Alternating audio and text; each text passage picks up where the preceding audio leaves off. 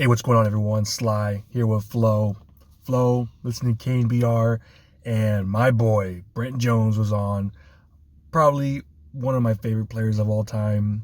As far as tight ends, he was my favorite tight end forever. Him and George Kittle are like this, but Brent Jones, love the dude.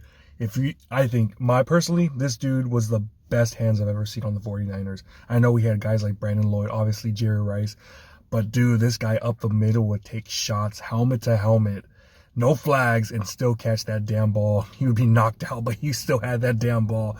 Absolute legend with the 49ers.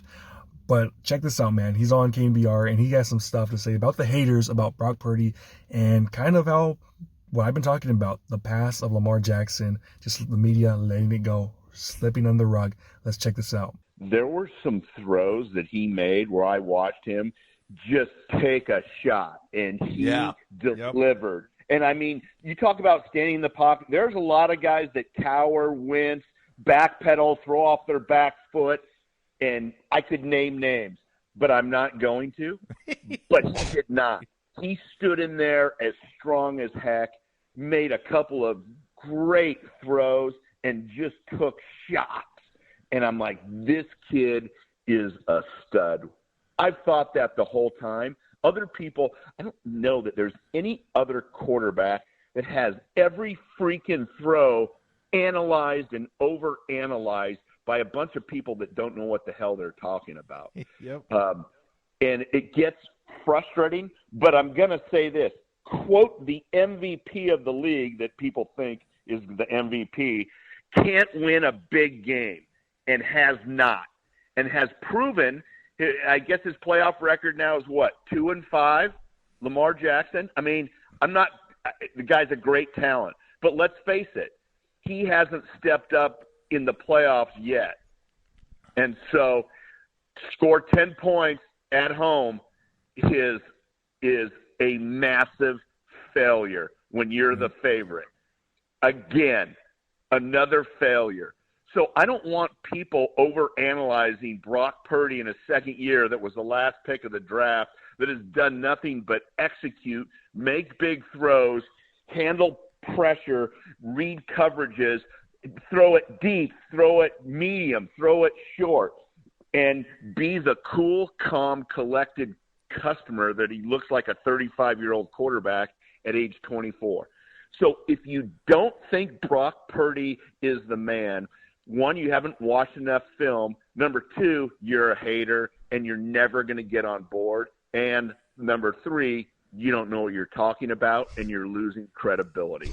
So let's face it, the kid's been a freaking rock star from the day he walked onto the field. And he would have beat the Eagles, in my opinion, last year if he didn't blow up his arm, which, sometimes you just have to. There's so much social media. There's so many naysayers. There's so many people trying to get clicks. It just gets annoying. But then you got to just not listen to people that don't know what the hell they're talking about. All right, man. Hearing this, him kind of like, dude, what's up with this man? There's like different things going on with this guy compared to this guy. The media just completely different.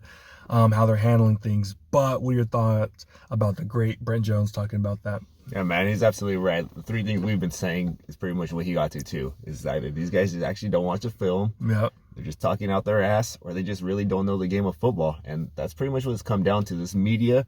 Somebody else even called it out, too. They were saying that these new analysts, they're almost like fans. They're not even like really analyzing things anymore. They're just being fanboys. Mm-hmm. And that's a problem because they're not actually watching the tape and understanding what's going on, what makes players great. Because freaking guys like Josh Allen, Lamar Jackson, man, they're great regular season, but they shit the bed. Mm-hmm. And there's just things that some quarterbacks have that others just don't. I like the fact that he was saying how Brock Purdy, man, he was just staying in there taking shots.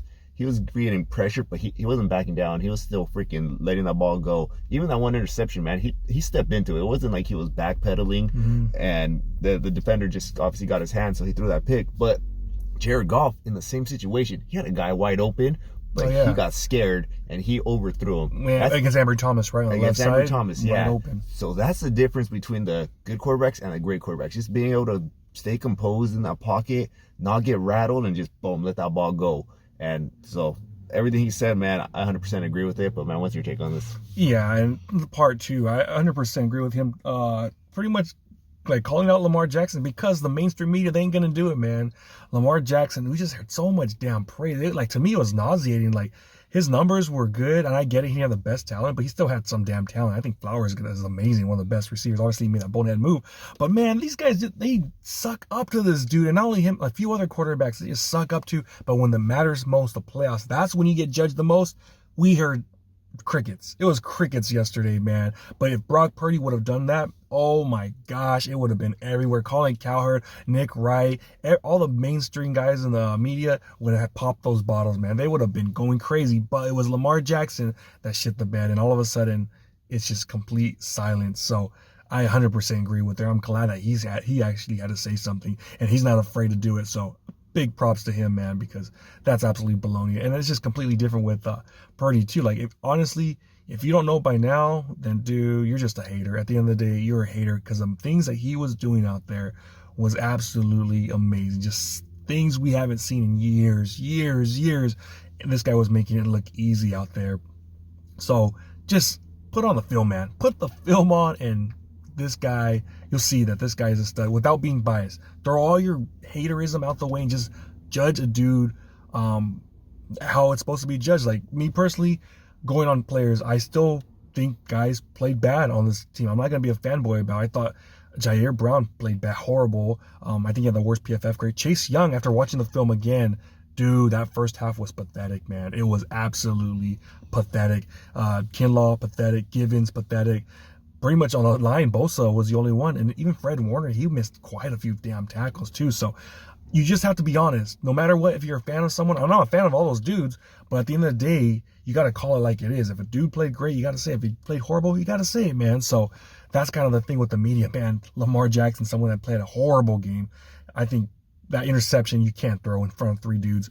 If Brock Purdy makes that throw, oh my gosh, it's over. It's over, man. And even not only that, 49er fans turn on Brock right away. So I don't get it. I'm glad Brent Jones, he had to say it, and he said it. Yeah, man, I think that's a good thing, because if nobody calls them out, they're just going to continue doing it. And like you said, man, Lamar Jackson, Josh Allen's, they get away with so much stuff, man. Like, obviously, like I said, maybe because they have, in Lamar Jackson's case, those legs, and Josh Allen, that arm talent, that these guys get so enamored. But man, those things, it matters, but doesn't matter as much as this, man. This is the most important thing, and those two things combined, and that's what Brock Purdy has. But man, it seems like they don't want to give this guy his flowers. No matter what he does, they don't want to give him his flowers. Even this week, I'm still hearing things that, like, oh yeah, dude, freaking today or yesterday, Skip Bayless and Keyshawn, the guy who I can't stand, Keyshawn Johnson, for this dude, man, just still like nitpicking, saying all this stuff. Oh, he could have done this, he should have done this. It's like, dude, shut up, man. You're just finding excuses over and over again, no matter what. Like,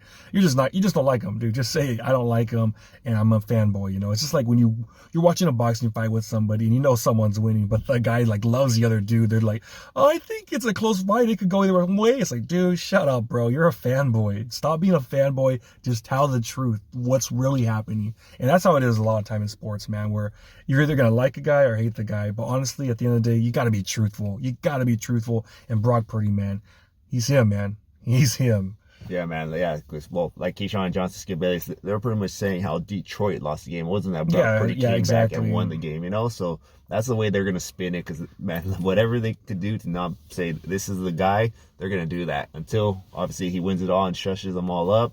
It's going to be like that, unfortunately. But Brock Purdy, he is him. We've been saying it for a while, and now he's just going to prove it to everyone. Yeah, man. Brent Jones, absolutely love him, and absolutely love that he had the balls to say this, you know, going on Kane BR, because I don't know. It just, some things that just go under the rug always. And media just keeps their mouth shut, and we never get the real perspective. But him doing this, actually telling the truth. I mean, that's what you're supposed to do. Tell the truth about there's a different narrative between Jackson and Brock Purdy, man. And the media always, they're going to see it their way. But I love him, man. I love what he said. And it's crazy because you think about it, Lamar Jackson's been in the freaking NFL for a while. So he should be the guy not getting the extra excuses, you know.